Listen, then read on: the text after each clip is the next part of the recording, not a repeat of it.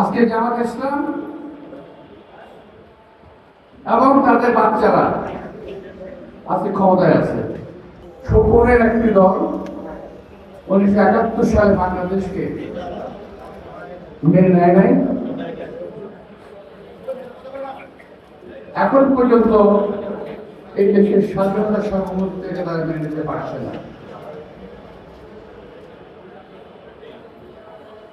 তারা সকাল দুপুর সন্ধ্যা বিএনপির বিরুদ্ধে প্রচারণা চালিয়ে যাচ্ছে এবং অকথ্য ভাষায় কথা বলছে।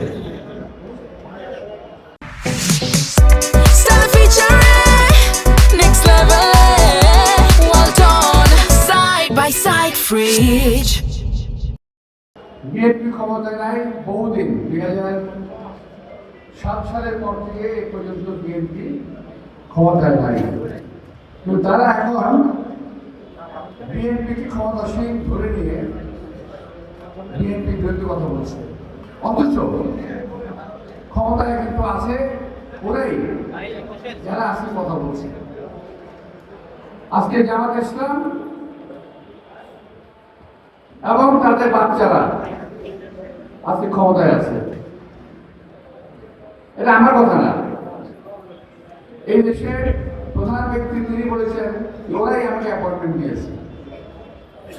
আবার শুনছেন যে ওরা আমাকে অ্যাপয়েন্টমেন্ট দিয়েছে। আমি এটা বলতে চাচ্ছি যে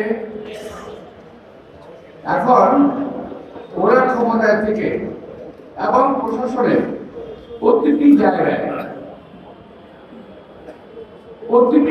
প্রশাসনে যারা নাকি এই নির্বাচনে ভাগ্য নিয়ন্ত্রণ করবে, নির্বাচনে জনগণ ভোট দেবে, সেই ভোটের ফলাফল তারা ঘুরে যেতে পারে। আমি মারাত্মকভাবে এই নির্বাচনে একটি কারচুপির আশঙ্কা করছি।